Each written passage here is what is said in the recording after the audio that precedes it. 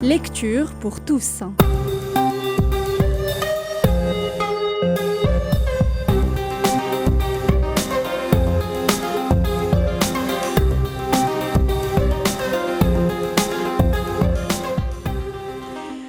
Bienvenue dans votre chronique Lecture pour tous. Aujourd'hui, nous sommes ravis d'accueillir l'écrivain Si Mohamed Ait Belhassan, auteur du roman Yetto, l'ombre du foyer. À travers l'histoire de Yetto, femme de ménage marocaine, ce livre met en lumière la vie de ces femmes souvent invisibles, partagées entre dignité, effacement social et mémoire intime. Nous sommes très heureux de vous avoir avec nous pour en parler. Merci de l'accueil. Merci à vous d'avoir répondu à notre invitation. Alors, Monsieur Ait Belhassan, tout d'abord, pouvez-vous nous parler brièvement de votre parcours et de ce qui vous a conduit vers l'écriture ?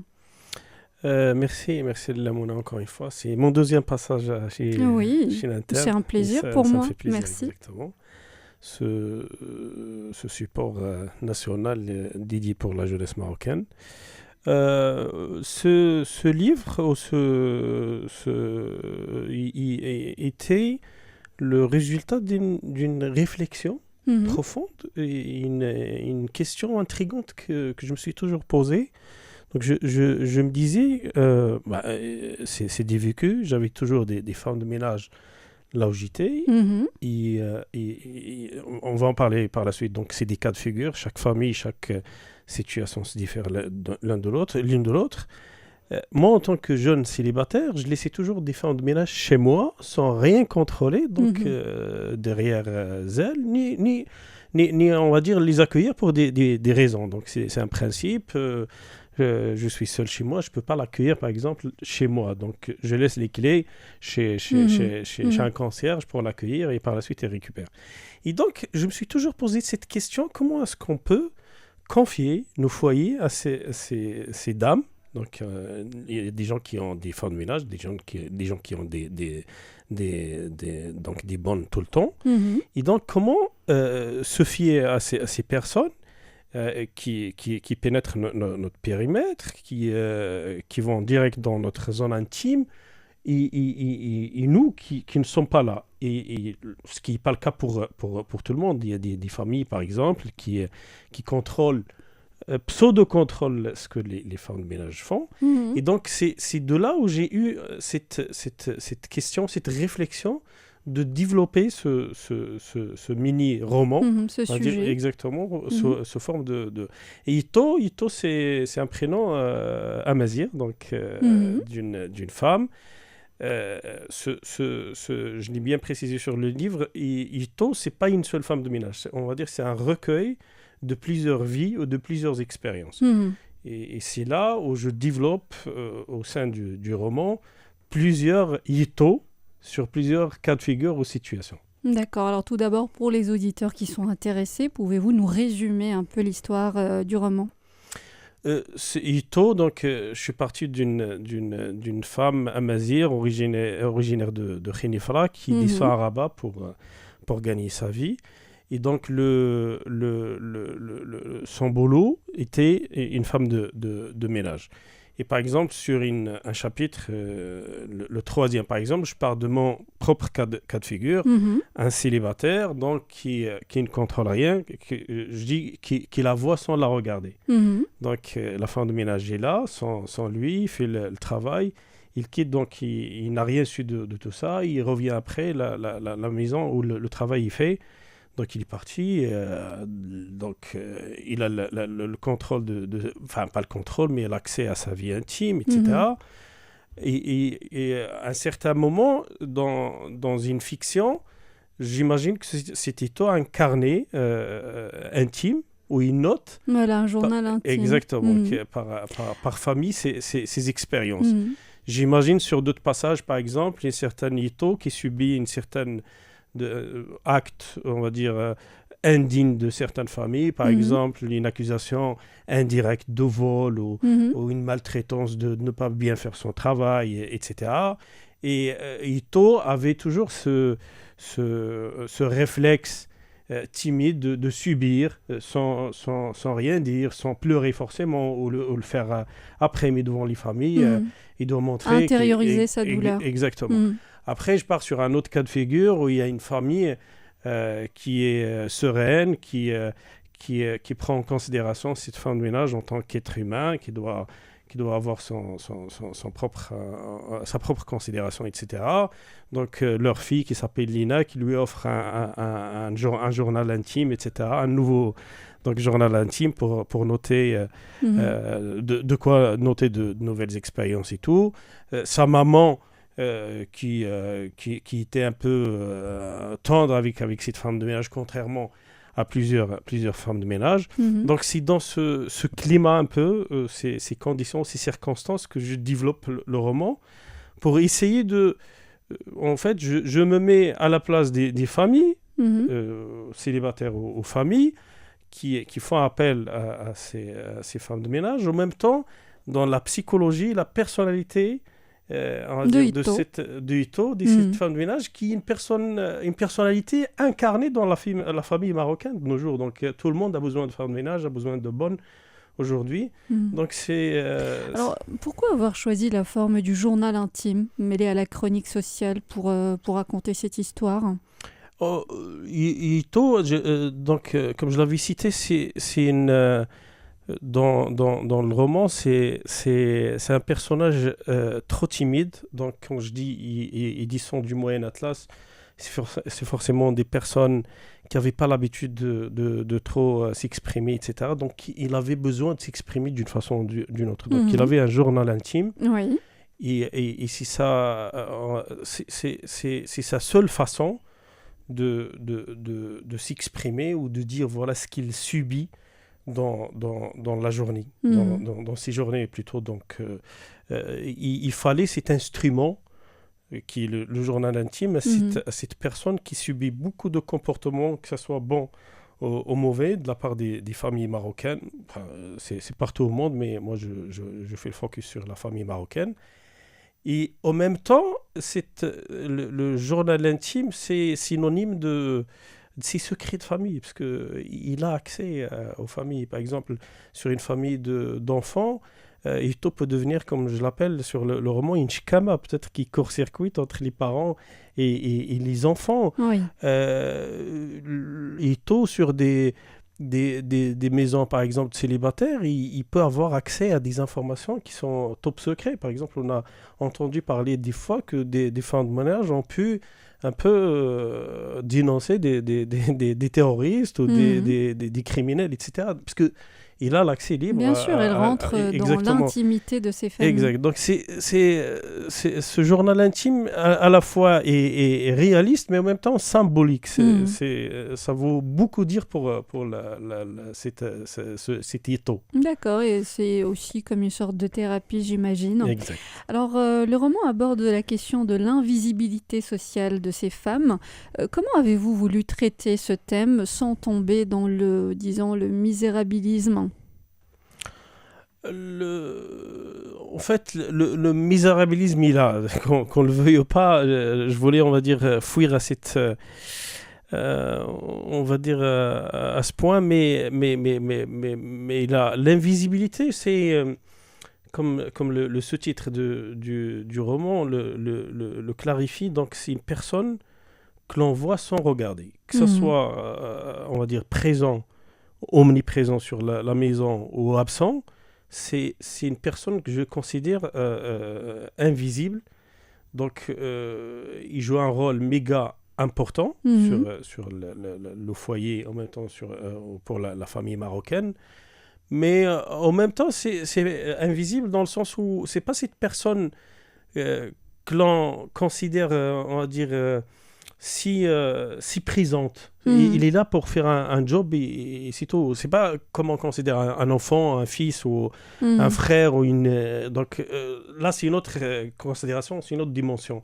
Ça, sans vouloir évidemment sous-estimer la femme de ménage, mais justement, c'est pour cicatriser que j'écris ce genre de. Parce que j'ai parlé de cas de figure où vraiment donc il y a cette dame qui prend en considération sa femme de ménage et ses circonstances. En même temps, on a cette femme de ménage qui arrive à soutenir psychologiquement ses patronnes. Par exemple, quand une patronne se tape une crise, pas forcément concernant la qualité de ménage, etc. Donc, une crise psychologique quelconque. Donc, la femme de ménage quand il la côtoie plusieurs fois, il arrive un peu à comprendre, à cerner et à soutenir. Et parfois, elle devient même un membre de la famille. Elle fait partie de la famille. De la famille. Alors, justement, donc, au-delà de l'invisibilité, les thématiques, disons, qui traversent aussi ce roman, c'est la solitude, les rapports de classe, la mémoire féminine, la dignité aussi.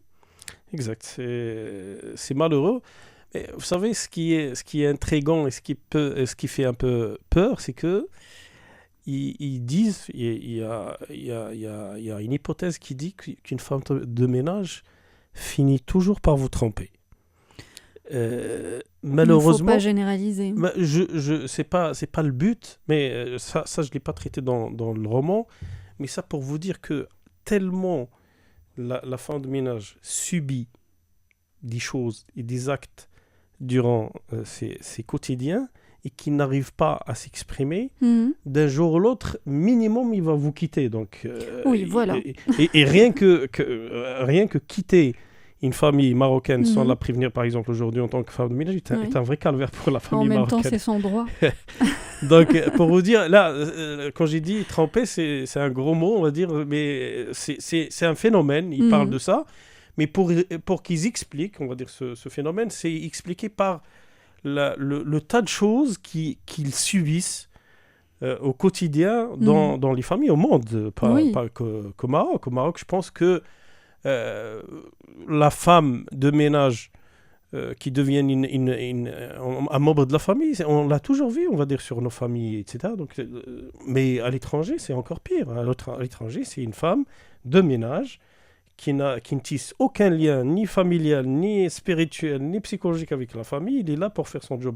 Donc, si on la traite mal, au fil du temps, donc il aura sa façon de se venger d'une façon ou d'une autre, ou de nous quitter minimum s'il est de bonne foi. Alors, votre style littéraire dans ce roman est à la fois sobre, réaliste et empreint de poésie. Comment décririez-vous votre démarche d'écriture dans ce texte ? Je me suis souvent qualifié d'auteur 2.0, pas d'écrivain. Je suis qu'un écrivain débutant, donc il apprend toujours à faire ses livres et romans. Et justement, le style déjà le nombre de pages, j'essaye de le réduire au max. Parce qu'un vrai roman, un vrai livre, un best-seller aujourd'hui, c'est 200 pages minimum. Oui. Mais je prends en considération que la génération Z ne peut pas dépasser les trentaines, les quarantaines de pages. Donc j'essaie d'aller sur des chapitres allégés et je fais en même temps des illustrations sur mes romans et mes livres. Donc je pense à 8 livres actuellement. J'essaie d'illustrer avec des images et des illustrations qui permettent à cette génération de faire de l'imagination, parce qu'ils ont une imagination débordante. Donc j'essaie de mettre ça. Après, il y a c'est un style que j'adopte. Il y a toujours un poème avec mes romans et livres. Donc, c'est à la fois romantique, j'aime la musique et donc grâce par exemple aux outils de l'intelligence artificielle, j'ai pas besoin aujourd'hui d'un compositeur par exemple réel pour faire mes musiques. Donc, grâce à un poème que je rédige, donc je peux le donner à une intelligence artificielle. Par exemple, sur cet exemple, il l'a fait avec un oud, donc cet instrument arabe. Et avec cette thématique à la fois sobre, triste, suspense, etc. Donc, j'essaye de donner une certaine vivacité à mes livres. Après, il y a un dernier étage que je n'applique pas pour l'ensemble des livres, mais c'est passer à la vidéo. Quand on passe à la vidéo pour la génération Z, par exemple, l'illustration devient plus claire. Donc, aujourd'hui, sur un article de parution sur le site de l'éditeur, qui est l'opinion des jeunes, il y a le texte qui résume la synthèse. Il y a des questions importantes auxquelles répond le livre, et ces questions importantes sont imaginées avec un podcast réalisé en intelligence artificielle. D'accord. J'imagine donc une certaine journaliste qui parle à 6 mots. Donc, grâce à un outil d'intelligence artificielle, j'ai un débat inventé de mon livre, ce qui fait J'essaye de dire à cette génération, si vous avez envie de lire un livre 100% numérique, il n'est pas en papier, il est là, il est donc à paginer. Si vous n'aimez pas lire, vous avez un podcast et en plus il y a le poème qui est musical. Quand j'ai la possibilité d'ajouter la vidéo, j'ajoute les tâches de vidéo. Après, le style, c'est, je veux dire, c'est un jus d'expérience vécue. C'est, par exemple, moi, je suis né, élevé, on en a parlé la dernière fois dans mon livre. Je suis né, élevé à Imouzar, par exemple, au Moyen Atlas. Moi, j'ai vécu avec des bonnes, avec des femmes de ménage. Ce journal intime, par exemple, j'avais accès à un journal intime à un certain moment d'une femme de ménage. J'ai su de quoi s'agit-il. Donc, des fois, c'est des grands mots, des fois, c'est avez des lu gros le titres. Journal intime d'une femme Bon, n'avait pas le droit. C'était, on va dire, c'était une femme âgée qui était poétique. Donc, c'était tellement inspirant. Il n'y avait rien d'intime, sincèrement, sur... mais on comprend rapidement de ces notes qu'il souffre, ou qu'il est bien traité, ou qu'il est maltraité, etc. Donc, et des fois, les femmes de ménage, malheureusement, c'est des personnes qui n'avaient pas la possibilité de faire des études, on va dire. Des fois, c'est des gros titres et il arrive à s'exprimer avec du nuage, on va dire, de gros titres pour dire ce qu'il en pense. Donc, voilà. Donc, mon style, c'est le jus de mes expériences vécues, pas forcément pour ce livre, mais de l'ensemble des romans et livres que j'ai rédigés. Donc, j'essaie de parler de mon vécu, de parler à ma famille, à mes ancêtres, à mon entourage, de mettre en valeur ce que je peux mettre en valeur, de partager ce que je peux partager de peine, de souffrance ou de bien pour normalement ce que j'ai vécu, on va dire, durant mon enfance, mon adolescence et jusqu'à maintenant. D'accord. Alors, si Mohamed Aït Belhassan, quel impact espérez-vous que cet ouvrage suscite chez vos lecteurs Est-ce que, selon vous, la littérature peut-elle réellement transformer notre regard collectif sur ces femmes invisibles du quotidien, comme vous les nommez? Je l'espère bien, du fond du cœur. L'impact, je veux bien que toutes les femmes de ménage du monde soient bien traitées, comme des membres de la famille. Essayer, on va dire... De les comprendre, ne pas être dans cette communication unilatérale. Donc, essayer de fois de comprendre pourquoi ce qu'ils font pas, par exemple, ce qu'on leur demande dans les règles de l'art à notre guise, pas forcément, on n'a pas raison souvent. Donc, quand on leur donne la parole, quand ils sont écoutés, ils sont considérés. Vous savez, partout au monde, même les salariés, les personnes qui ont les conditions, rien que la reconnaissance change tout. Donc, une femme de ménage aussi a besoin de reconnaissance. Déjà que son métier ou son job est pénible, donc n'en rajoutons pas de souffrance, de charges négatives, etc. Il faut vraiment essayer de les comprendre, de les écouter, de les envelopper, parce qu'ils viennent des fois de milieux enclavés. Et justement, dans cet exemple de Ito, qui vient de Khénifra, donc il se sent coupé du monde, de son monde. Il vient, il débarque à Rabat, donc il n'a plus de famille. Pour elle, vous imaginez une femme de ménage qui ne voit pas sa famille pendant 8 ans. C'est terrible. 8 ans. C'est très dur. On a des Marocains aujourd'hui qui résident au Canada, aux États-Unis, qui viennent chaque année ou chaque 2 ans. Une femme de ménage aujourd'hui qui vient du Moyen Atlas, qui vient d'Infgou, qui vient de Sousse pour travailler dans les métropoles, ont besoin de 4, 5, 6 ans, 8 ans, 10 ans pour voir leurs parents. Et des fois, ce qui compte pour leurs parents, encore, ce qui est horrible, c'est que la partie, c'est le financier, on va dire, qui leur envoie son indemnité mensuelle pour qu'ils survivent.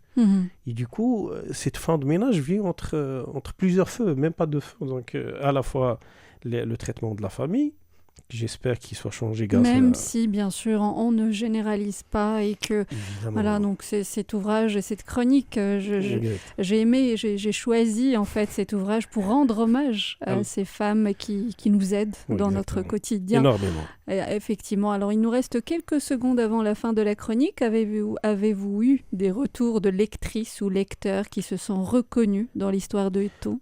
Pas de fin de ménage, malheureusement. Il faut que je passe à l'arabophone pour toucher ce genre on va dire.